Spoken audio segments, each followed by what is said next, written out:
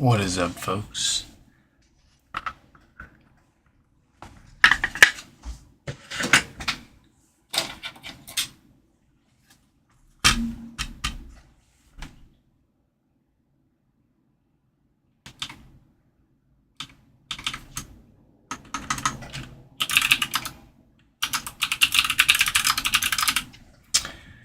Really quick before we jump into the usual HomePods.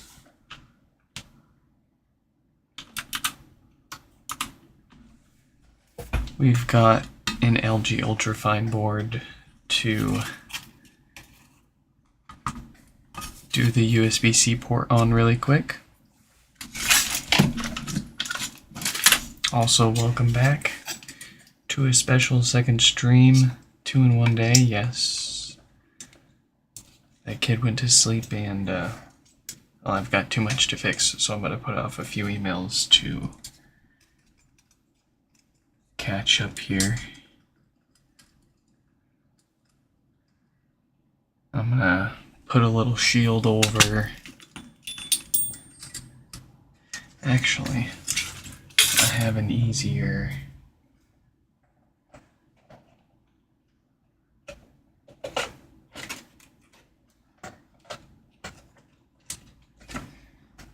We'll use a thermal pad.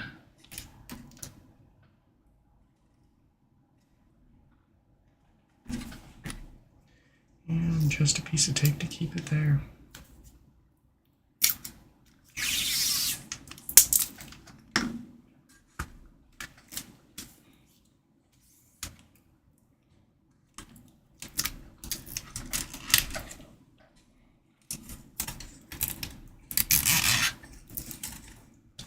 So these LG Ultrafine boards, not so fine.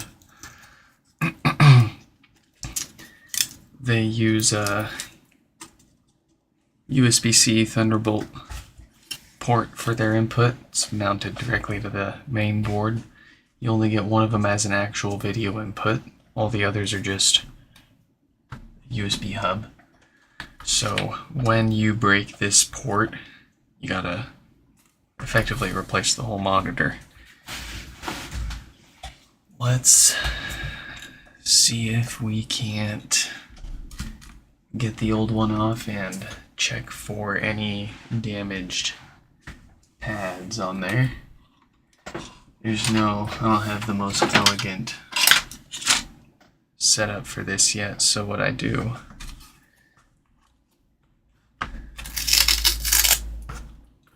is I stick it off the edge of my desk here. And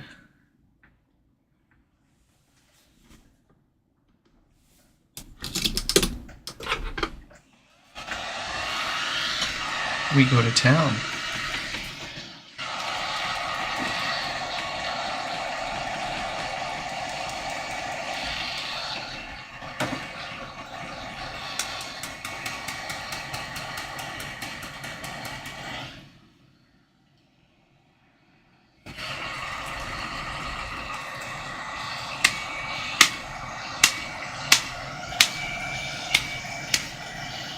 Oh, come on.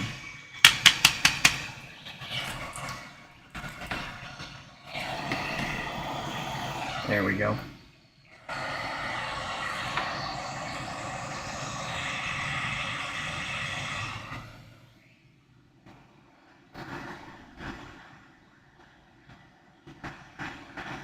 Avnish, what is up? Welcome back.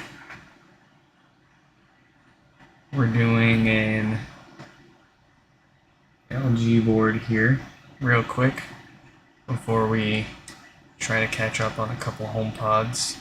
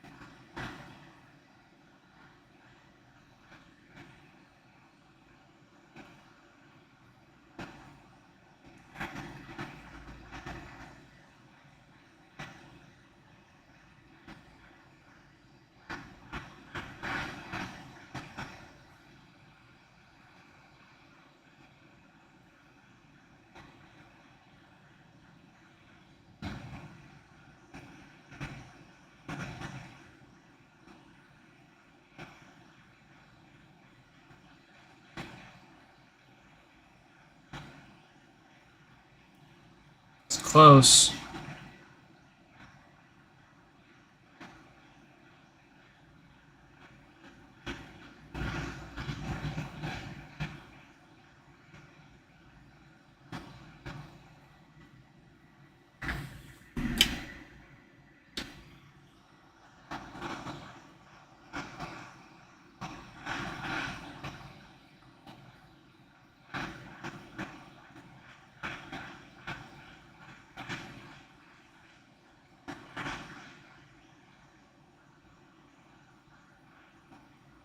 There it is. I'm just going to make sure we are totally in the clear there.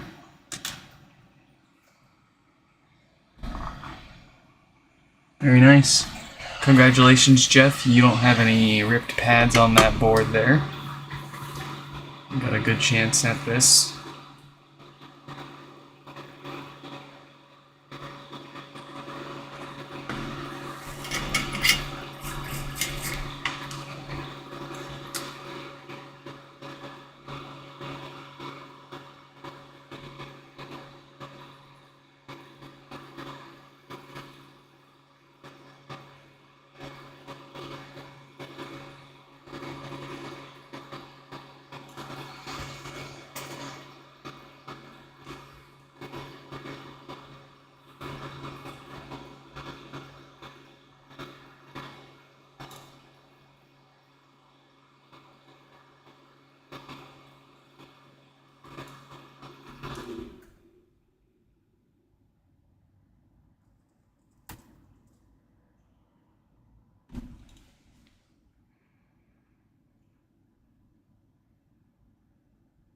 All right, our new port is tinned.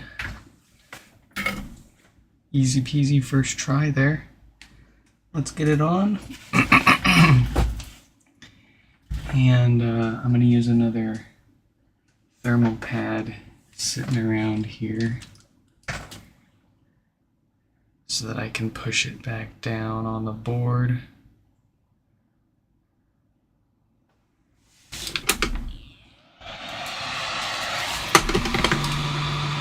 First, let's give this just a quick little clean.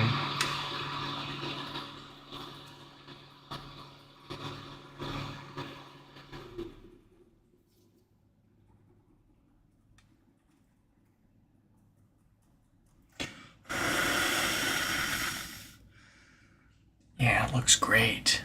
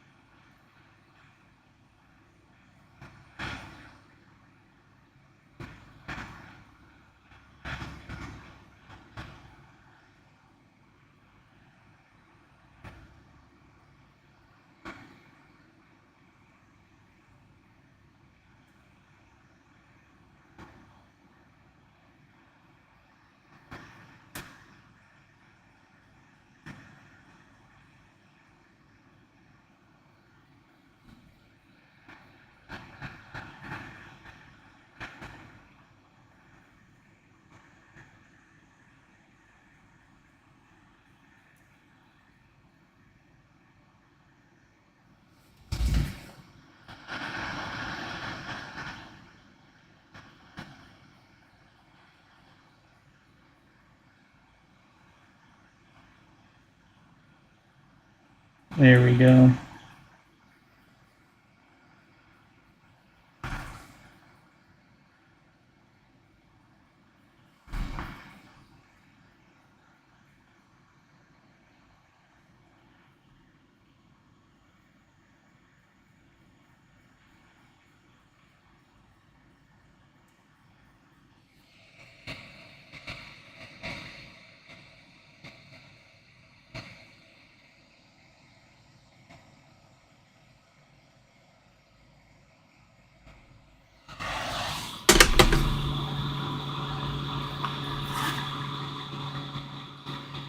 Oh, beautiful.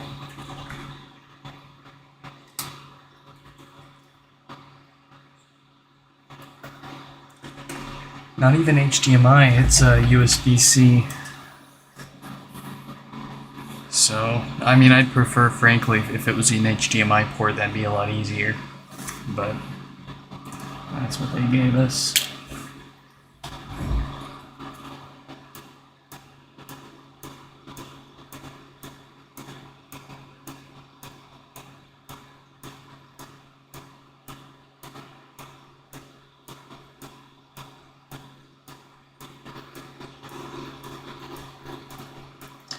Let me grab my test monitor and we will see if this is good.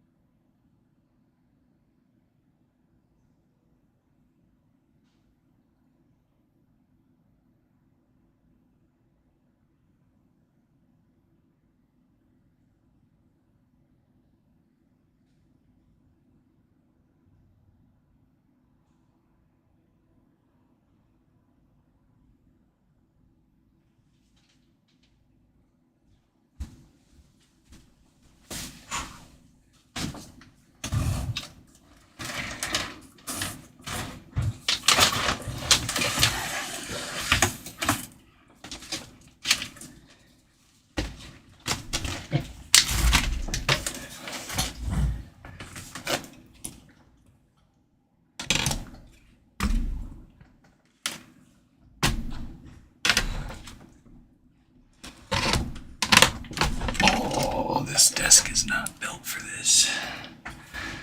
Okay.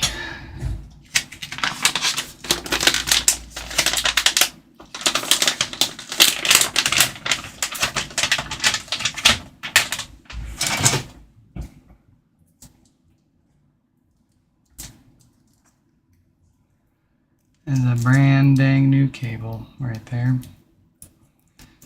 I'm probably going to return it because I don't ended up not needing it.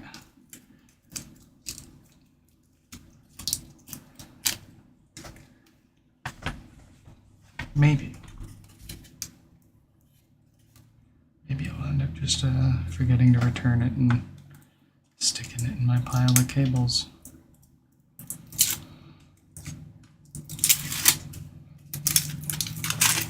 And look at that. Our fan port looks completely untouched, despite sitting under a heat gun at 500 degrees Celsius for a few minutes. That's how you do it.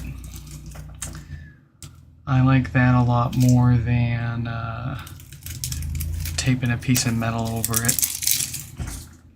I'm gonna buy some more thermal pads to do that. But anyways, let's see if this works.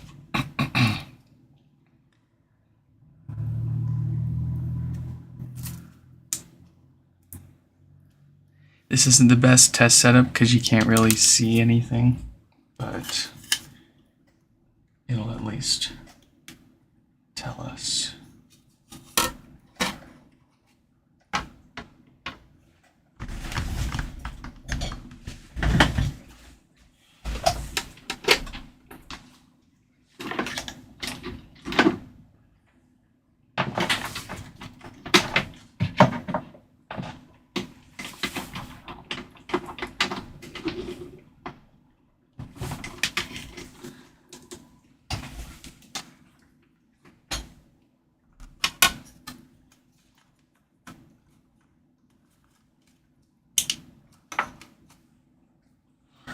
And just need something to keep that board off of the back of that there.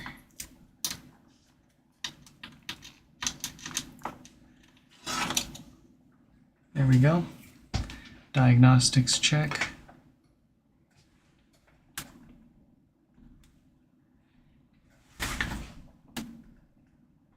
we've got power and passing diagnostics.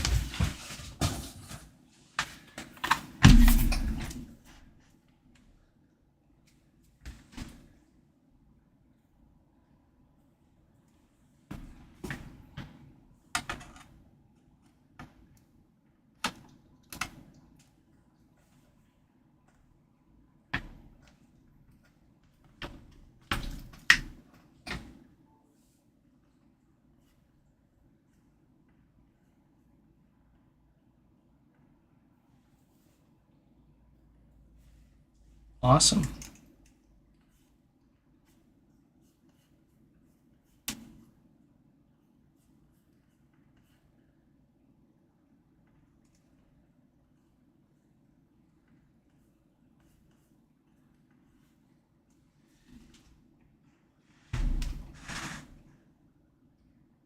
That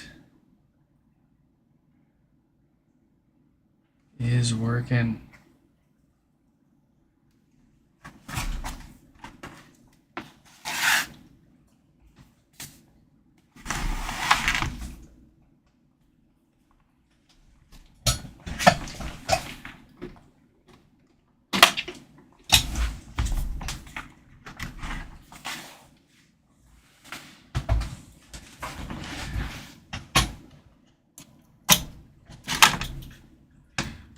Very nice. Alright, I'm going to return that cable.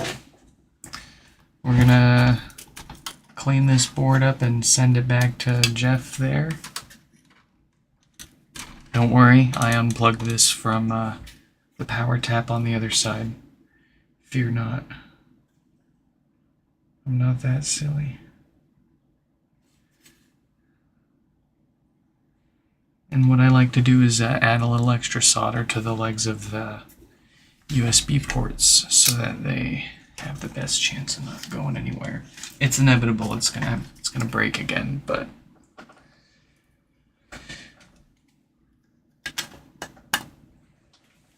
there we go. I've been thinking of some kind of mod to design and sell where you solder a flexible extension. Or you just solder a female USB-C port or a USB-C cable to it. That way you're putting all the stress on that extra USB cable and not the monitor itself or the main board itself. And if you break the daughter cable, no big deal. Just pull it out and replace it. Alright, Naomi, I am so sorry for the delay, but here we go. Let's get yours knocked out here.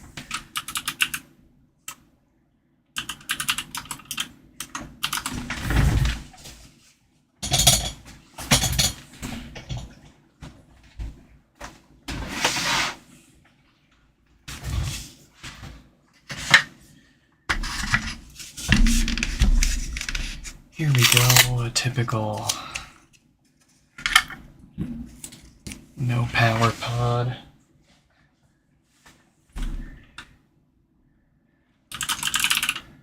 After them, looks like we've got Michael. So we'll let Michael know that they are up next here. Number 3455.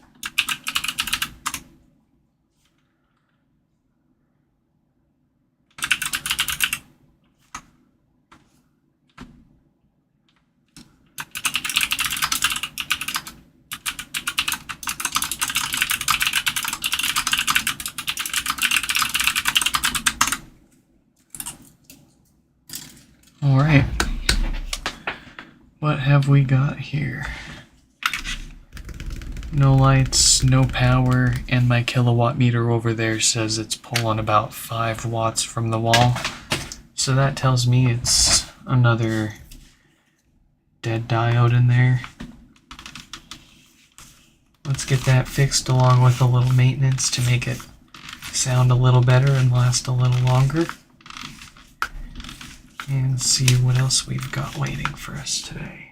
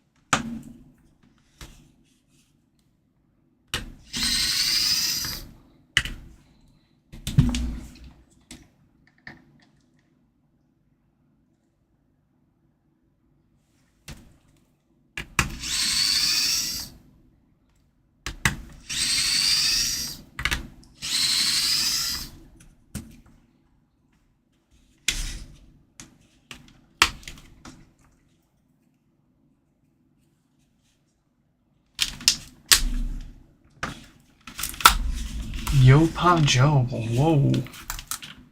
That. Let me like it. There we go.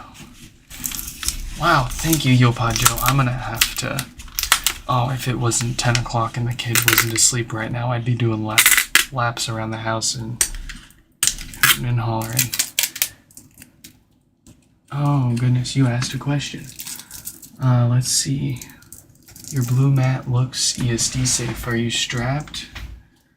Oh no, we are not. You'll find that quite a large majority of pros and non-pros alike don't strap in. I used to, and then I eventually stopped. And correlation isn't causation at all. It was my skill getting better, but my failure rates went down at around the same time I stopped strapping in. Again, correlation isn't causation. It wasn't because I stopped strapping in, if anything. But anyways, there's a spot over here for a strap. And I used to, but what kept happening was I kept forgetting that I was strapped in and I would end up breaking things, yanking the strap around.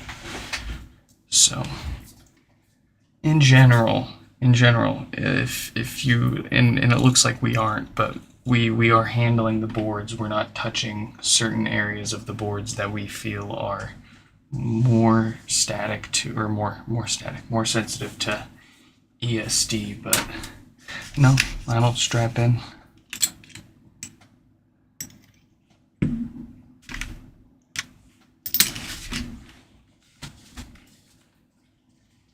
Cam, what is up, what is up?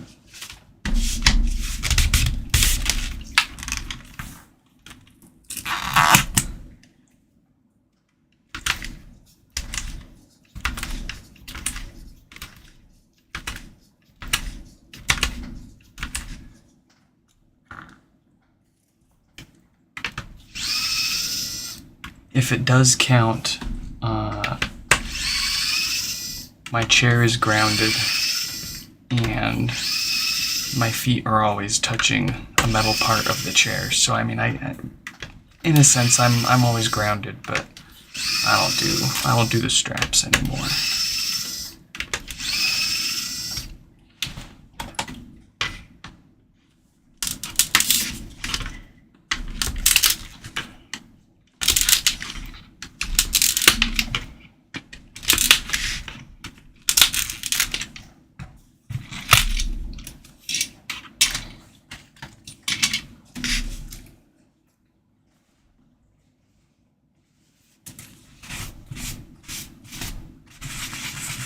I would use my air duster, but quiet time.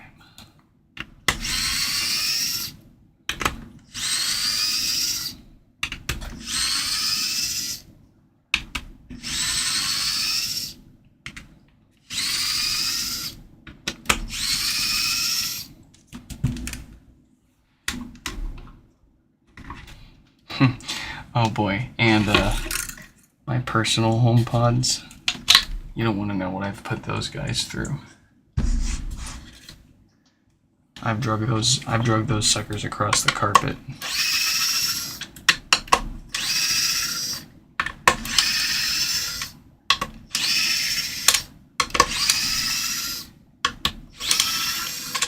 I find far more problems from, well, I'll put it this way. I don't think I have ever damaged or killed anything from ESD.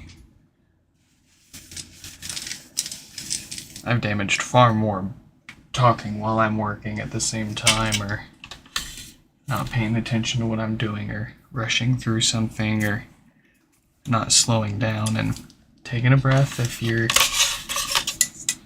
something's frustrating you.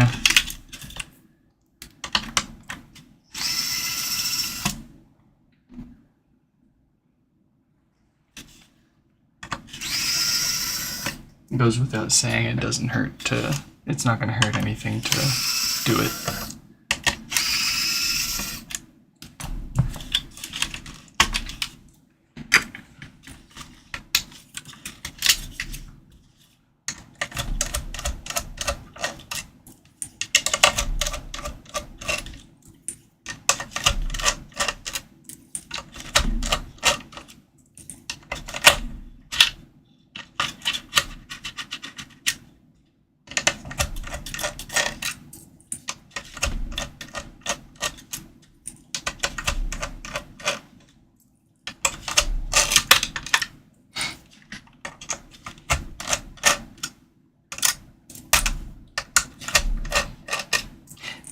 The fresher the bit, the stickier they get to the screws. It's a very strange.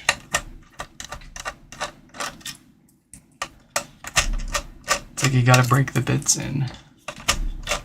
Too new and they're too sticky to the screw, but of course too old and they start to strip them out. And then, that's a bad time. That's a worse time. Well, without much trouble, we're in. Let's get a close look. And yeah, there we go. My top camera's crapping out. Let's get that fixed. That is a lot better. Let's get the other camera going there. It's at 10% battery. That should be enough for tonight. And while that's booting up, let's go ahead and replace our filters first.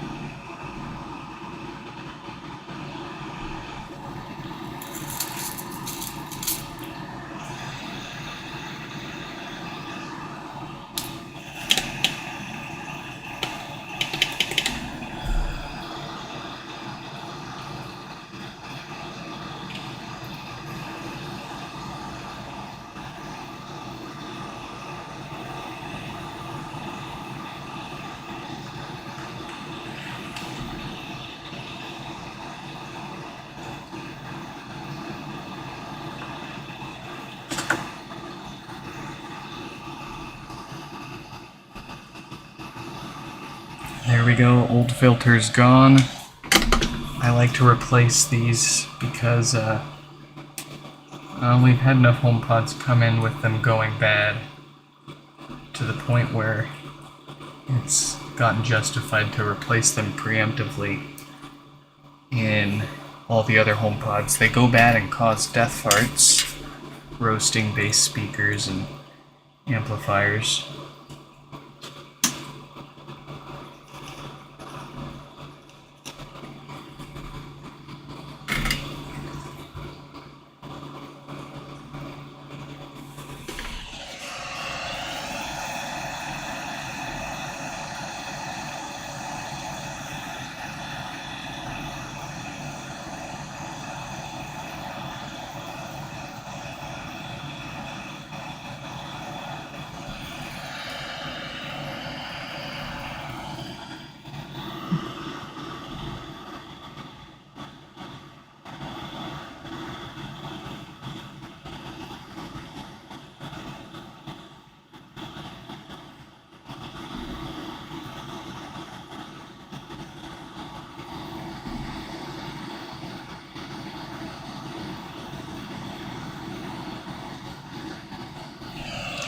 There's a very distinct movement once they've actually flowed into place.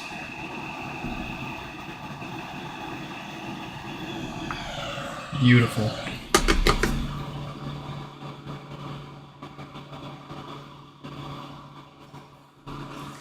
Let's move on to our dead diode, the reason why this is here. It's got a 46K date code on there, so that's why it's failed.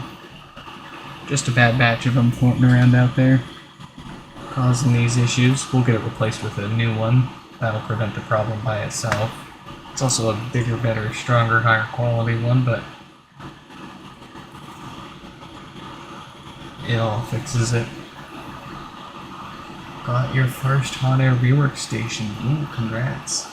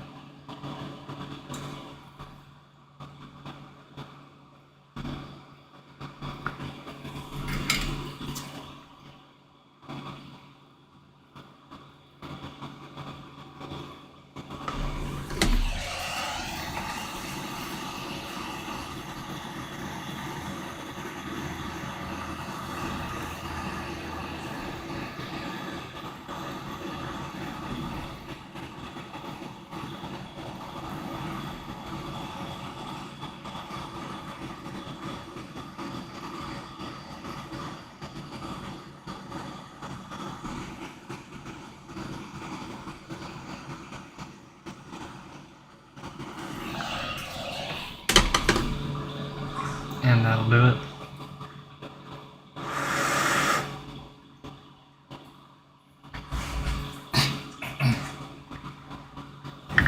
Let's get this back together.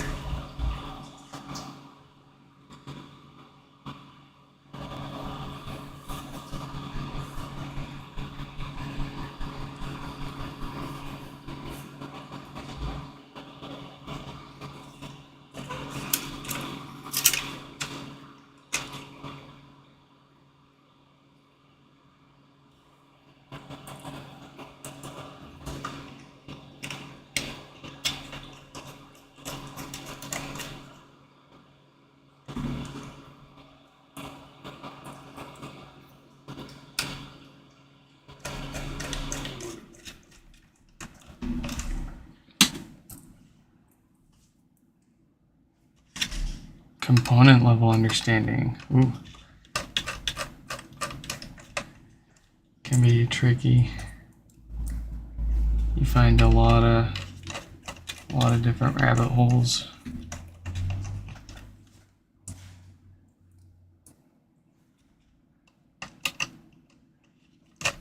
There's a lot of basics.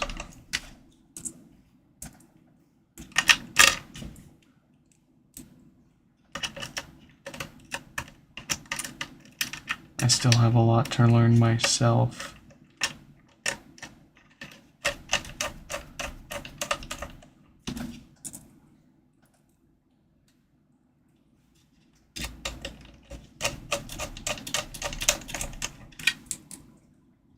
Mike, what is up? Yeah, what's up with the bot? It was weird.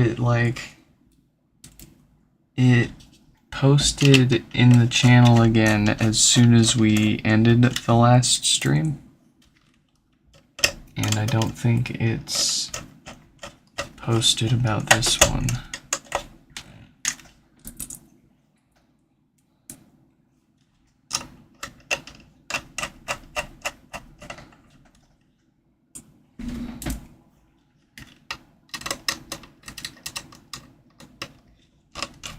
Stupid code, you make me look bad.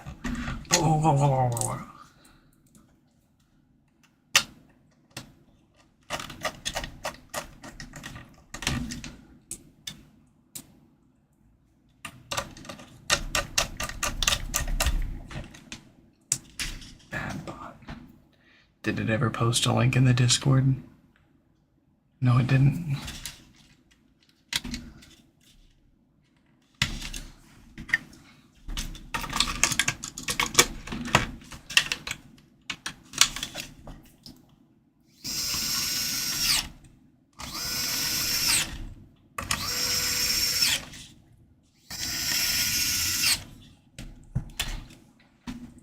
Either that or YouTube notifications are just that broken. There's no getting around it.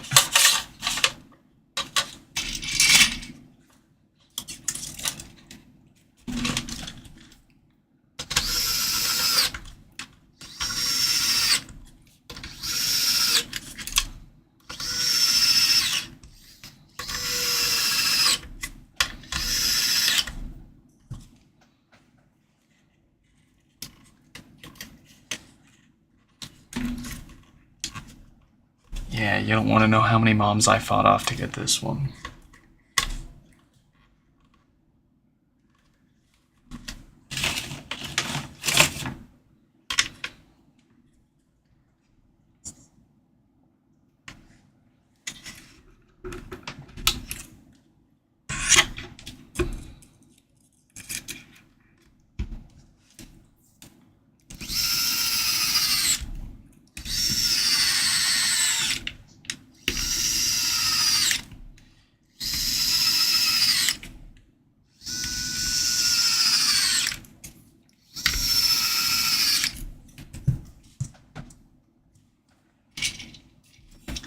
To me, one of the biggest and coolest innovations in PCB design over the years has been how many layers we've been able to stack on top of each other.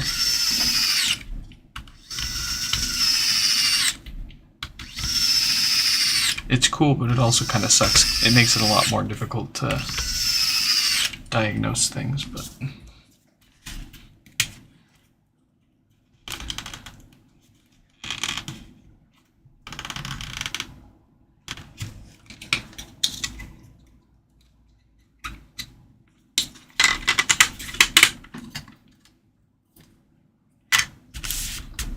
I am gonna have to look up flying probes. It sounds familiar. Why does that sound familiar? I'm gonna have to look that up later.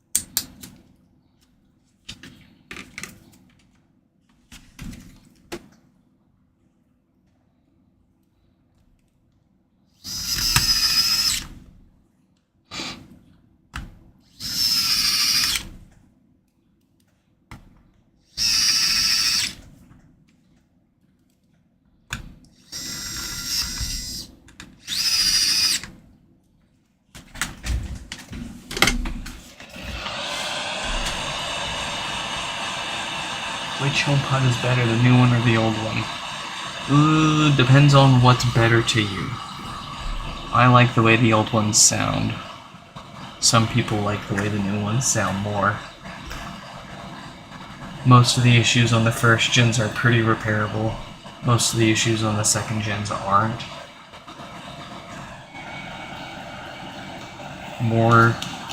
You're probably going to get longer software support on the second gen. You have the temperature and humidity sensor. That's about it.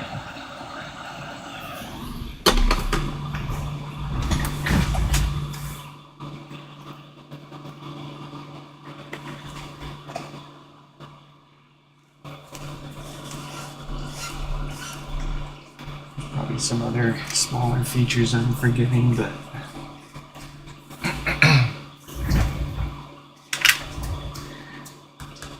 there we go. We've got their power back.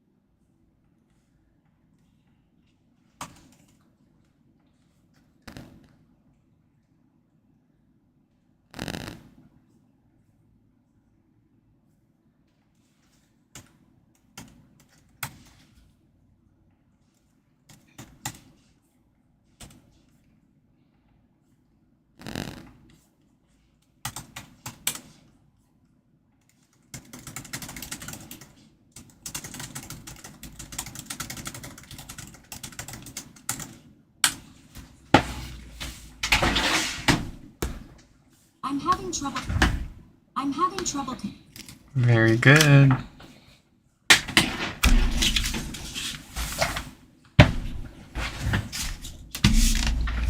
Let's move on to Michael. I accidentally wrote an A in there. Fear not. It is not Michael. It is Michael. After that, we've got Adam. Let's see here.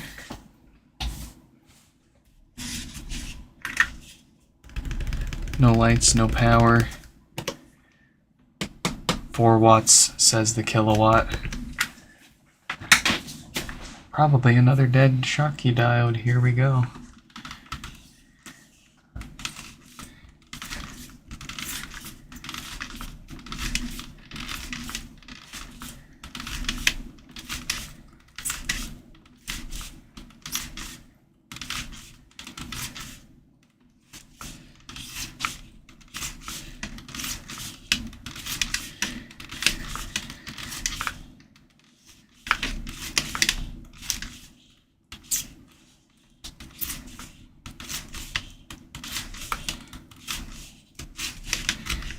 Yeah, it's not a spectacular deal, but I wouldn't be upset about it.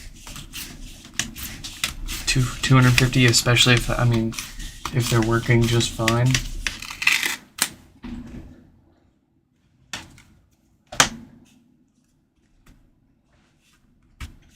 I mean, especially as every day passes, and especially if you ask the guy that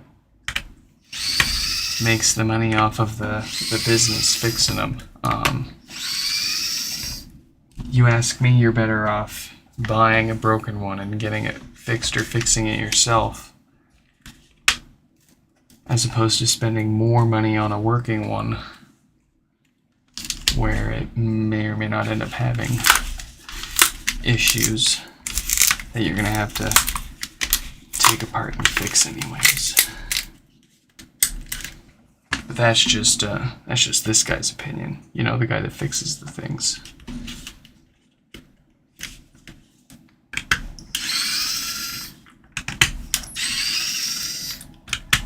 On the flip side, you know,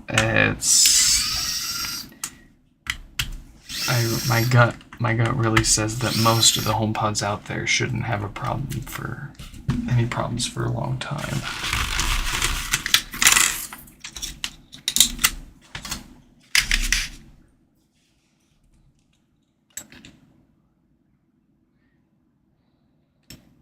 Yeah, I was gonna say, Mike, you got kind of close there for broken ones. How come the second gens aren't as repairable? Just not enough known about them? Not necessarily. At this point, we've kind of pretty much found, let's see, the only time anyone wants a second gen fixed, it's usually the Ghost Touch or the Phantom Touch issues, and that needs a new touch board. And I mean, it's a piece of plastic with a ribbon cable glued to it, so there's nothing to fix on it. So people's second gens have been having issues touching themselves or not responding to touch, and it results in accidentally triggering the voice assistant, adjusting the volume, stopping, starting music, you know. And there's no fix for it because there's no replacement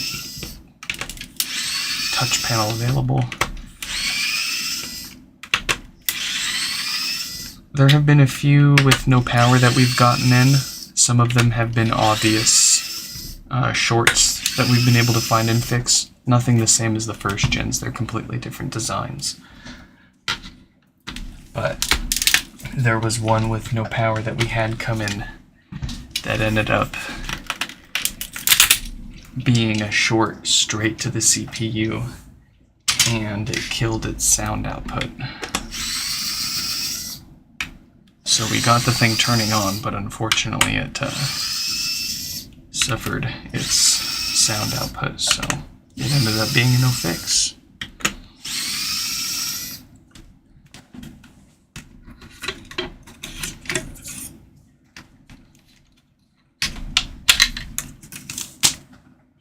You know, we'll be able to fix more second gen issues as time goes on, simply because we'll be able to get our hands on more parts for them via buying broken ones from people.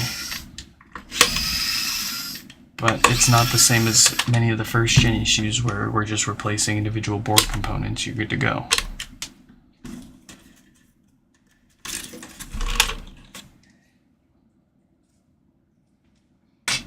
Thank you so much, Yo Papa Joe, for stopping by. And thank you again for the very super chat.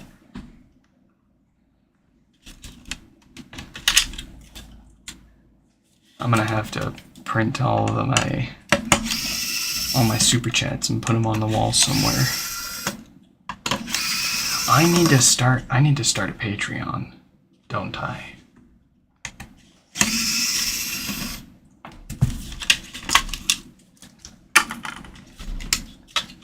Yeesh.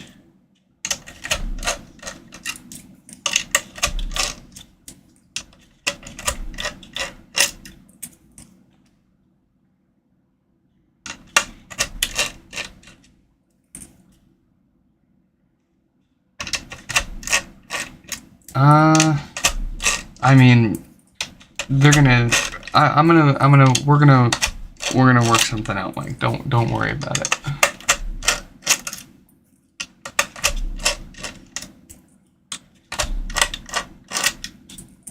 But I've got them here, and yeah, they all. It would be best. It would be best if they got it, but we will talk about it. Don't worry about that.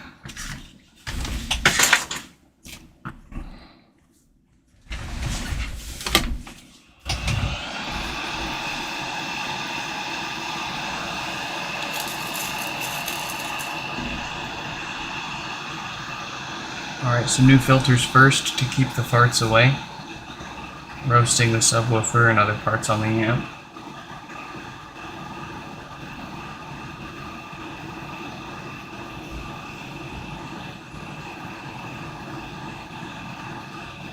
Campy, what is up? Welcome to the stream. You showed up literally like 5 seconds after I was just talking about that exact problem with second gens. It's an issue with the touch panel, and there seems to be no fix for it other than a replacement touch panel, unfortunately.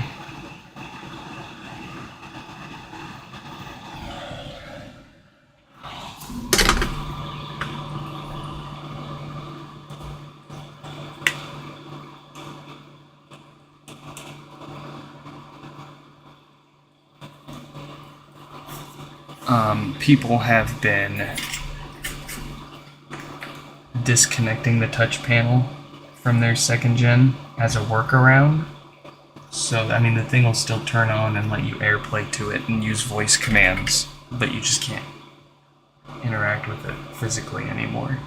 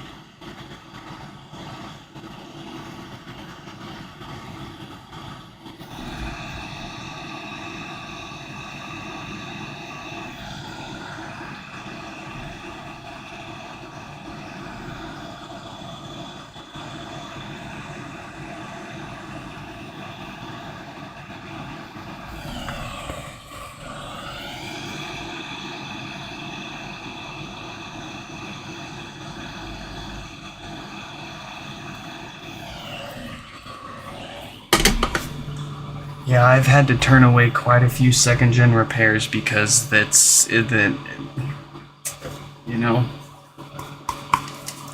if Apple sold us this simple piece of plastic with a ribbon cable glued to it, we'd, heck, Apple could sell a repair kit themselves as like a little fix-up kit, give you a replacement mesh. Make a little bit of money for them too.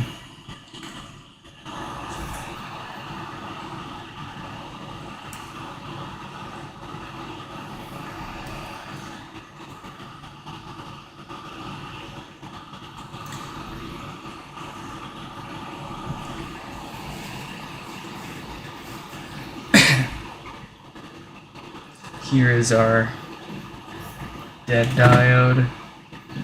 Let's get that replaced so this thing turns on again. The replacement won't fail again, and these are only dying from a quality control issue with the diodes themselves, so not something that fails again.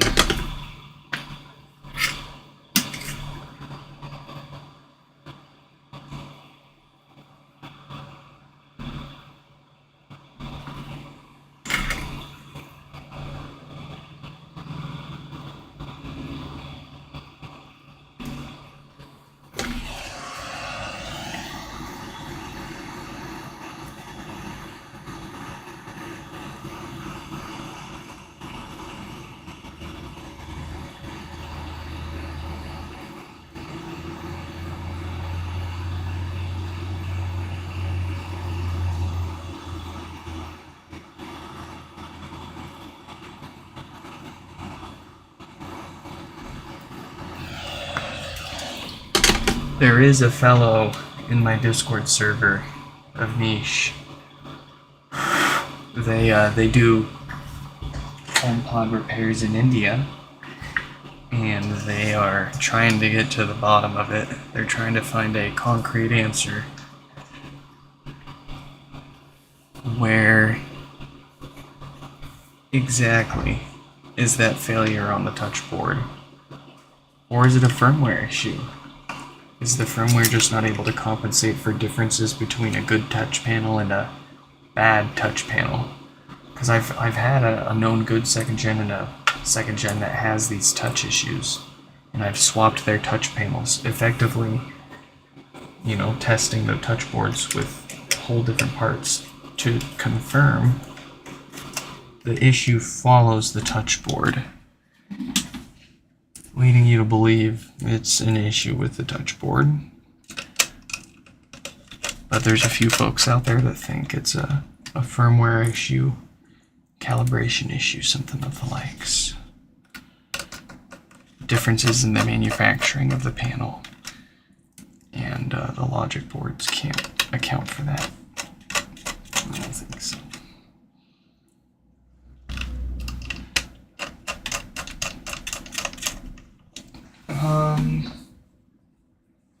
I don't think we're gonna get to any minis tonight. We've got 3 minis that we need to fix, including yours, Mike.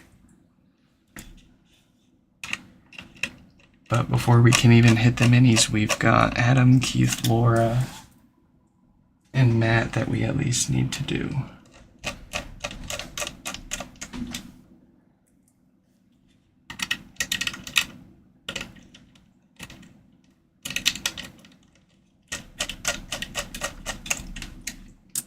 And I'd say we've got, what time is it? 10:43 right now.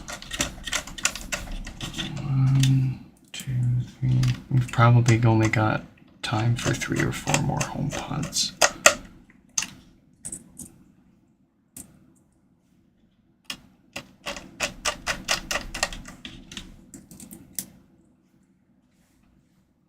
Did resetting them possibly enable some proximity sensor or ADA input or something? No, so it responding to touch when you walk by is a symptom of the touch panel failing. I think what's happening is like well, I mean, obviously what's happening is it's thinking that you're touching it when you walk by, but there's got to be like the layers of the touch board like coming apart or something. I can't say why it suddenly became a problem after you reset it. I would wager more likely it was only a problem that started to reproduce itself, and or that you noticed once you did have that storm and reset it, or was it a storm? Yeah, power outage. Correlation isn't always causation.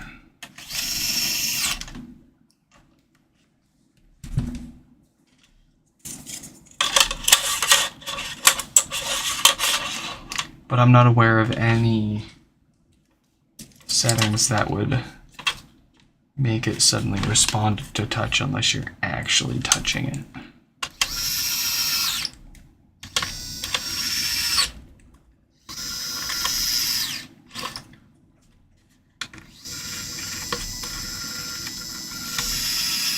Oh, don't get me wrong, the satisfaction of my, if I'm not mistaken, my first no power mini fix.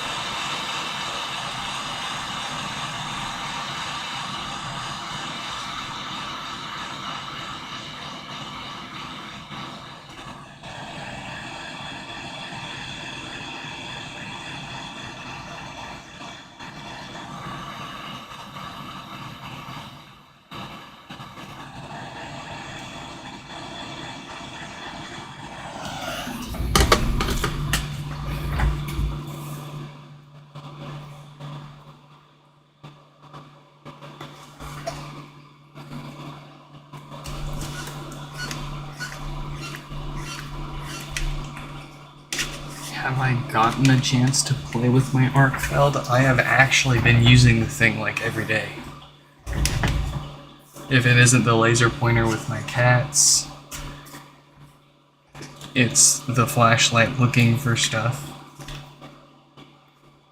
The UV light seems like some serious stuff. Like I can feel the heat coming off of it. That I'll probably get a chance to use the next time we need to use some solder mask or some PCB mask and cure it.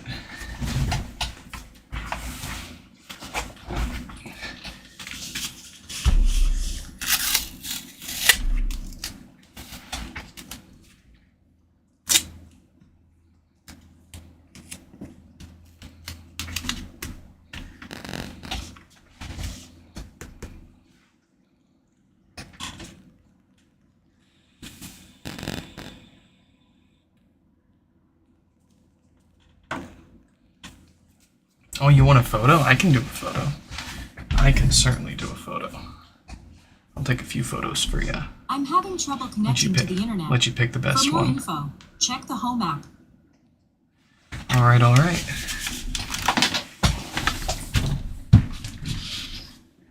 Very good, very nice. We're chugging along here. We've got Adam with no power. Let's get their name up on the screen.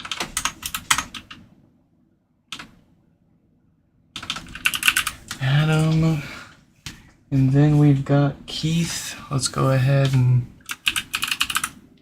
inform them.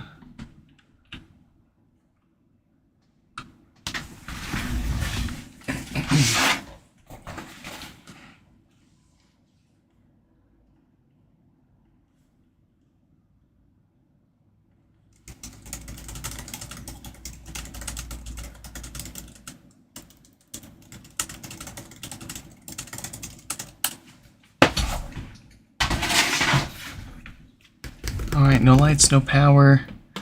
Couple of watts from the wall. Here we go.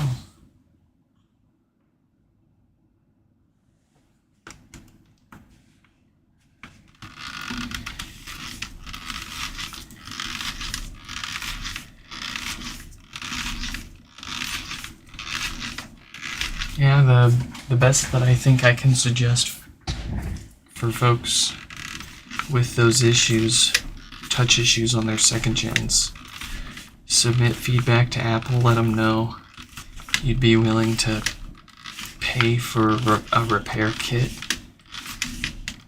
that comes with a replacement mesh so you can replace the top cut, the touch board, and then have a way to put a new mesh back on there since they cut the drawstrings too short from the factory to keep you from putting it back together. Heinous move. Completely unnecessary and heinous move on their part. Evil. Pure evil.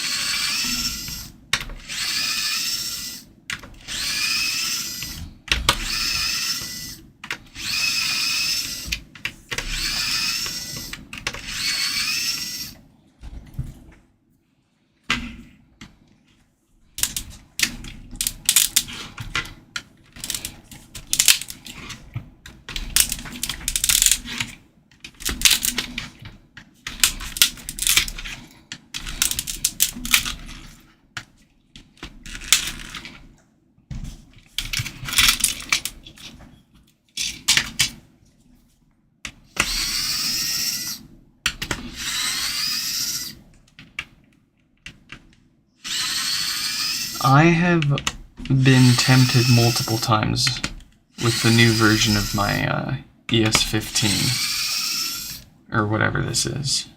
Yeah, ES15. I think they got the ES15S now.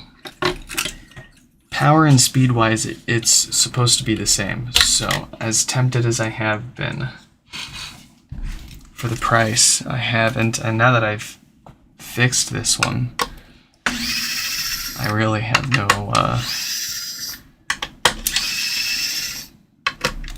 haven't really hit the purchase button yet. When this breaks and I can't fix it, then I'll, or if I've got $100 burning a hole in my pocket.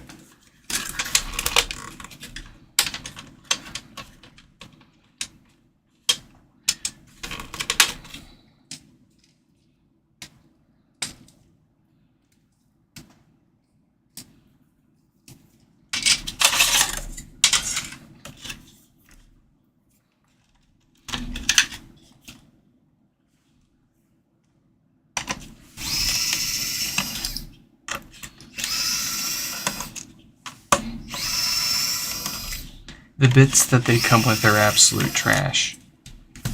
I would 100% chuck them and buy an iFixit kit just to use the bits from that with it.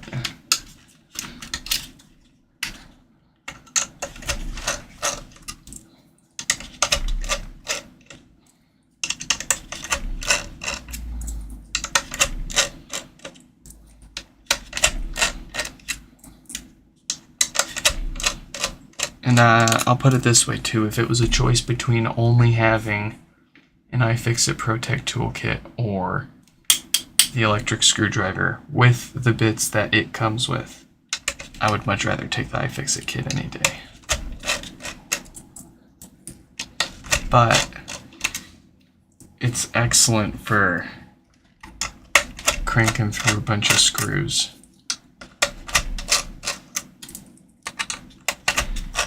And it is by far the most power that I've tested on any of these compact electric screwdrivers. If you want more power, you have to get a much larger one, and it's going to run slower. It's insane how fast this goes. And it's open source. You can build and sell your own if you wanna. You can tweak the firmware if you wanna. I haven't messed with any of that, but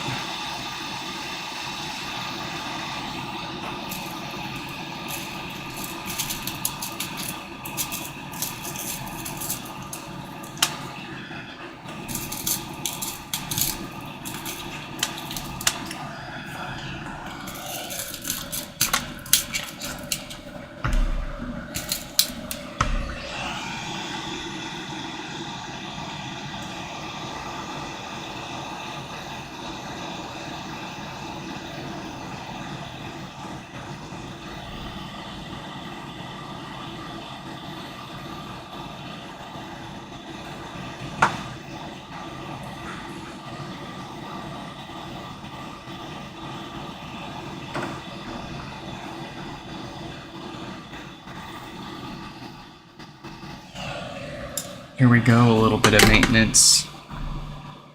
Replacing our DC filters so that this doesn't come back to us for death farts and stinky bass speakers.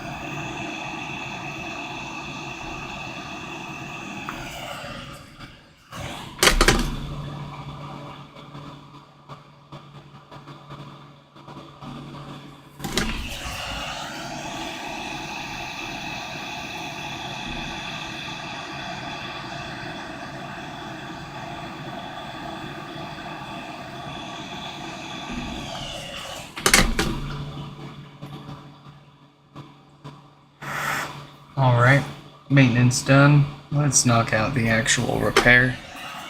Another dead diode. Another 46K date code.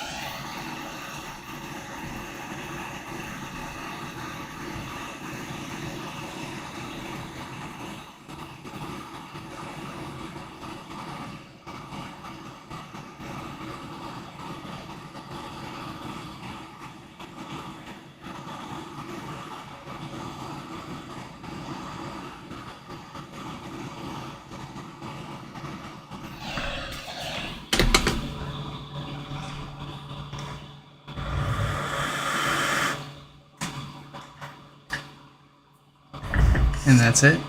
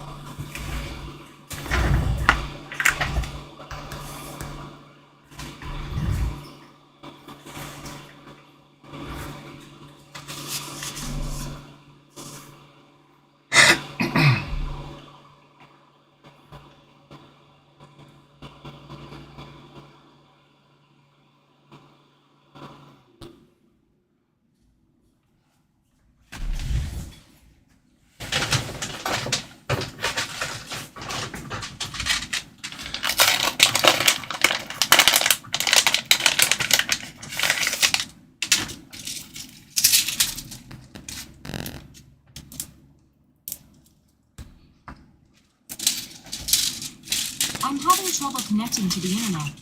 For more info, check the home app.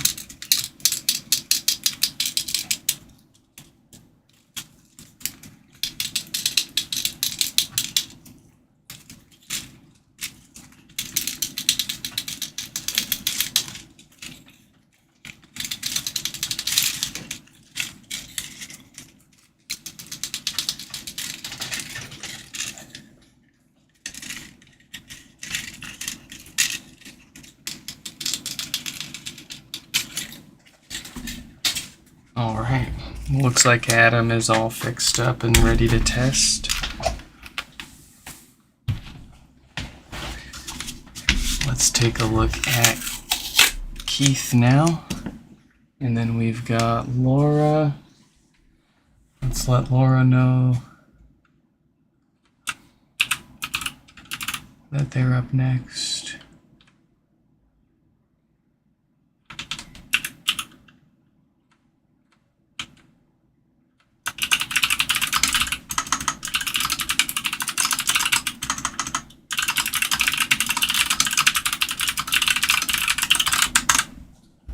All right.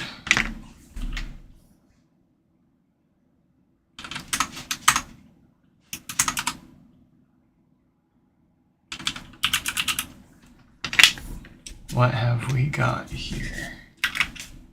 No lights, no power. A couple of watts from the wall. That tells us, yes, another dead diode. Here we go.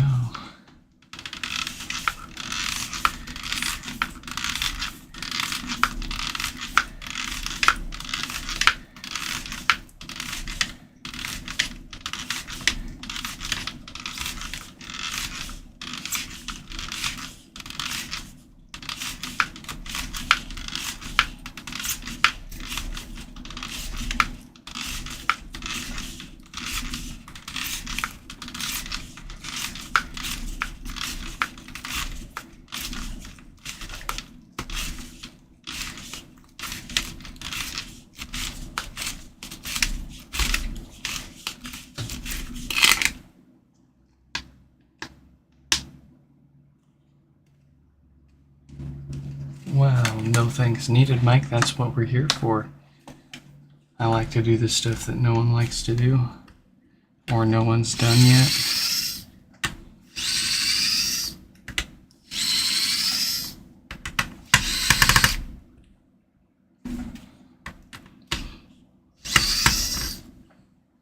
I'm going to replace that with a better one.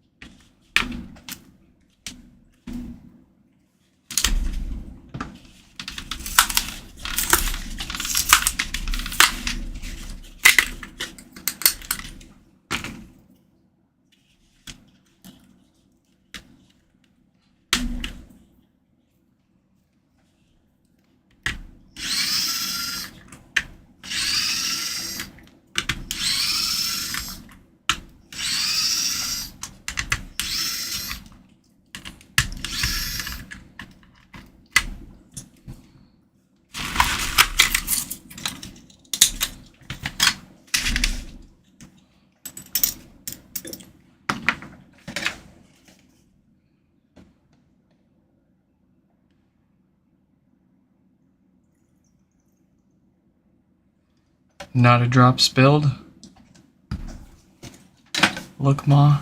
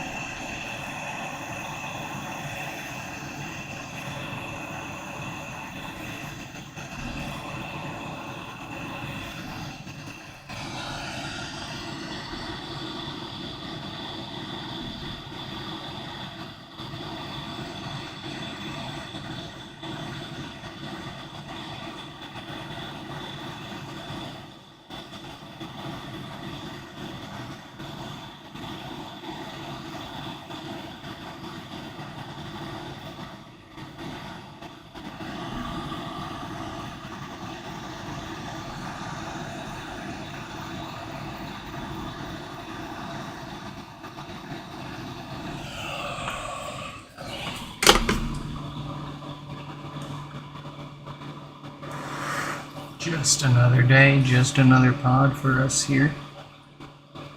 Let's get that dead diode out of here.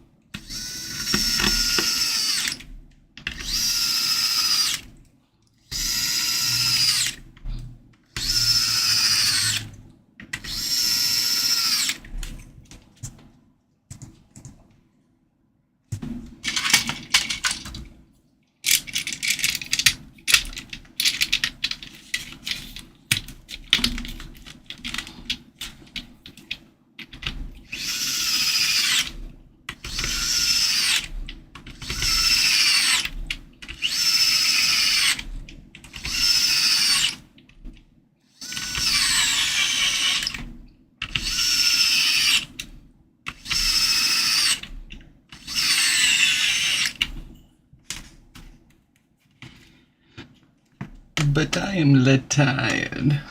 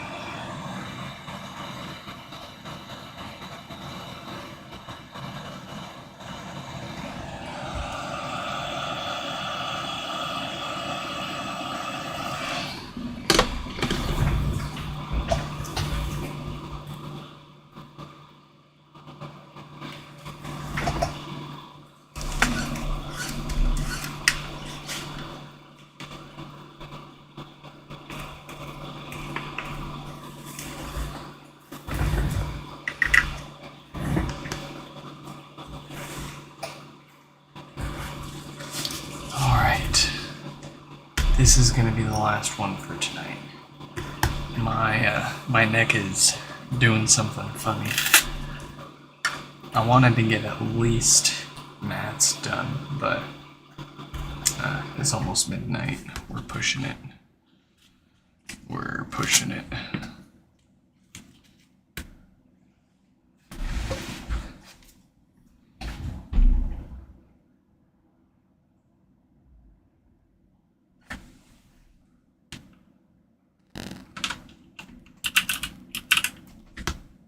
I'm having trouble connecting to the internet. For more info, check the home app. I'm having trouble connecting. Very nice.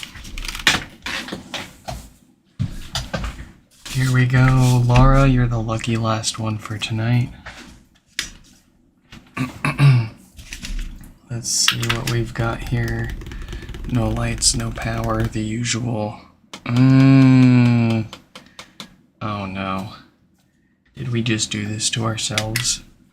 That's only 2 watts of power draw. That's usually not a dead diode. That's usually a short on the logic board up top.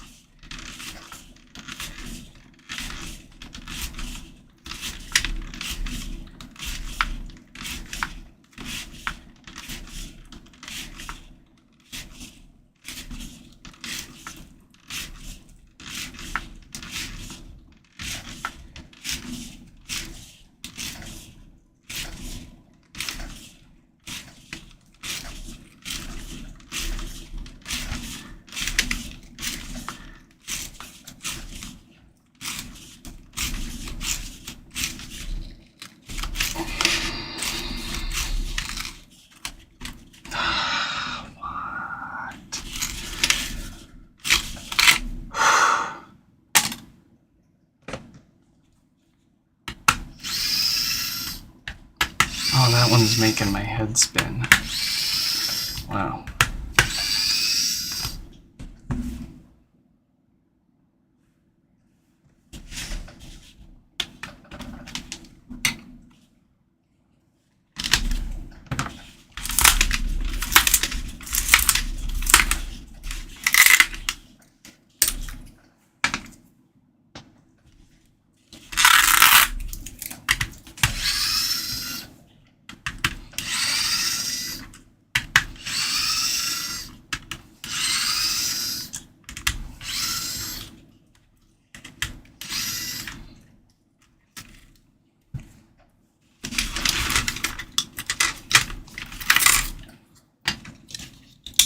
Alright, I suspect it's an issue with this board. Let's try a different logic board and test our theory here.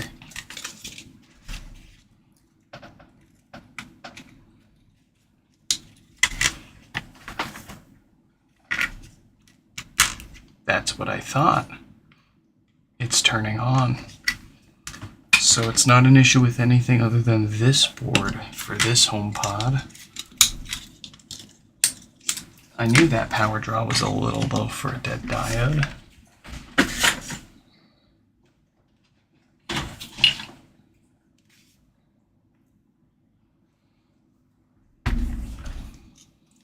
Let's see what we've got where.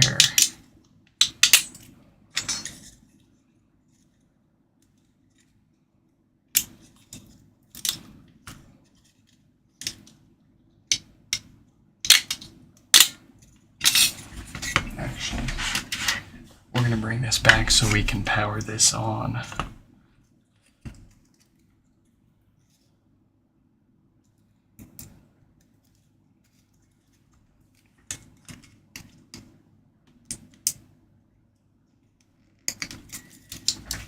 And we'll get our thumb roll camera here. Make it hopefully quick and easy to find where our short is.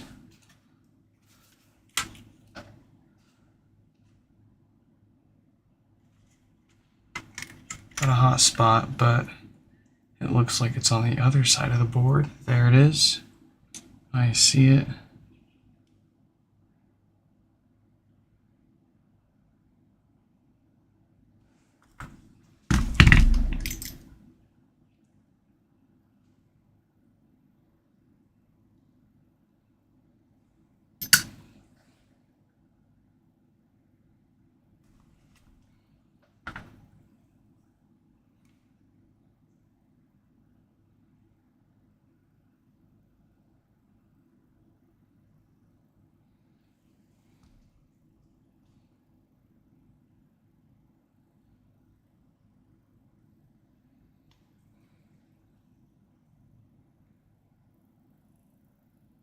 Alright, I found it. That was easy.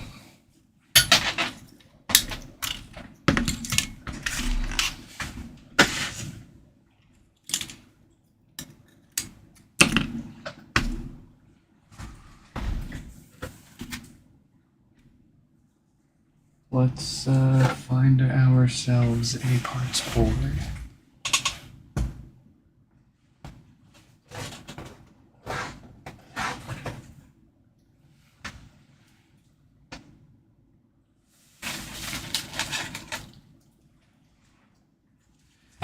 Here we go. Let's grab our part.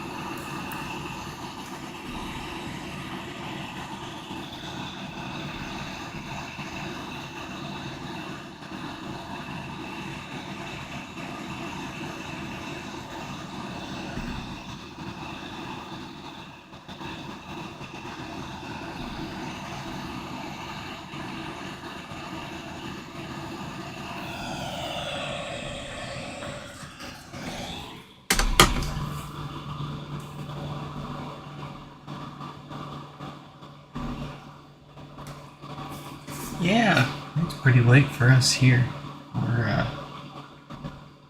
This is probably going to be the last one we'll do here.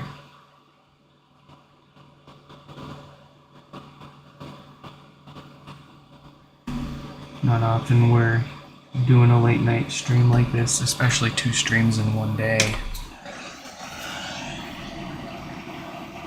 But we just had too much show up for me to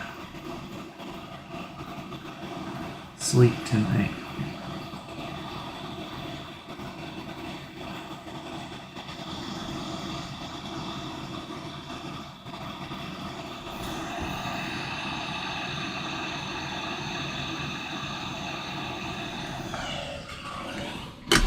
All right.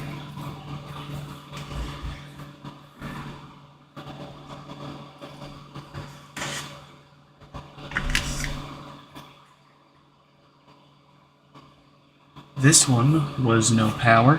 It was only pulling 2 watts from the wall. So that led me straight to thinking we must have had a short somewhere on the logic board. Easy peasy confirmation with a good logic board. It turned right on, so we took a quick look at this with our thermal camera and immediately found our shorted capacitor. I mean, we've been working on this for maybe a few minutes here. So we're gonna see if we get this turning on, and then we're gonna get out of here.